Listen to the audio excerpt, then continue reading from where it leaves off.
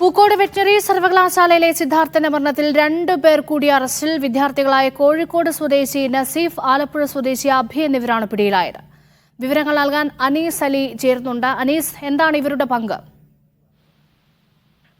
നേരത്തെ പിടിയിലായ 18 പേരുടെ കൂടെ തന്നെ അതേ കുറ്റകൃത്യങ്ങളിൽ പങ്കാളികളായ 2 പേരാണ് ഇപ്പോൾ പിടിയിലായിട്ടുള്ളത് എന്നാണ് പോലീസ് അറിയിക്കുന്നത്. ഇവർ ഗൂഢാലോചനയിലും അതുപോലെ തന്നെ സിദ്ധാർത്ഥിനെ ക്രൂരമായി മർദ്ദിക്കുന്നതിലും പൂർണ്ണ സമയവും ഉണ്ടായിരുന്നു എന്ന് പോലീസിന് ബോധ്യപ്പെട്ടിരിക്കുന്നു. പോലീസ് 20 പേരെയാണ് ഇപ്പോൾ ഇതോടെ അറസ്റ്റിലായ ആളുകൾ 20 പേരാണ്. 18 പേരെ നേരത്തെ അറസ്റ്റ് ചെയ്തിരുന്നു.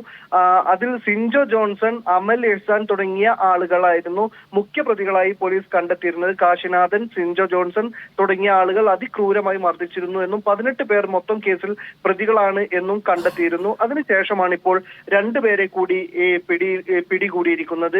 കോഴിക്കോട് സ്വദേശിയായിട്ടുള്ള നസീഫ്, ആലപ്പുഴ സ്വദേശിയായിട്ടുള്ള അബി, ഈ 2 പേരാണ് ഇപ്പോൾ പിടിയിലായത്. അതോടെ അറസ്റ്റിലായ ആളുകളുടെ എണ്ണം 20ആയി. അക്ഷയ് എന്ന് പറയുന്ന ഇടുക്കി സ്വദേശിയായ ഒരു വിദ്യാർത്ഥിയുടെ പേര് കുടുംബം ഉന്നയിച്ചിരുന്നു. ഇദ്ദേഹത്തെ പ്രതി ചേർക്കുന്നില്ല എന്ന ആരോപണം ഉന്നയിച്ചിരുന്നു.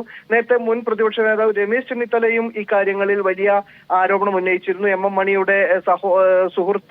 എം മണിയുടെ ബന്ധു ആയതുകൊണ്ടാണ് ഈ കുട്ടിയെ അറസ്റ്റ് ചെയ്യാത്ത, ഈ പ്രതിയാണ് എന്ന്. പക്ഷെ ഇപ്പോഴും 20 പേരെ അറസ്റ്റ് ചെയ്തപ്പോഴും ഈ പറയുന്ന അക്ഷയെ പോലീസ് അറസ്റ്റ് ചെയ്തിട്ടില്ല. കഴിഞ്ഞ ദിവസം ഇന്നലെ രാത്രിയോടുകൂടി അക്ഷയുടെ മൊഴി പോലീസ് രേഖപ്പെടുത്തിയിരുന്നു.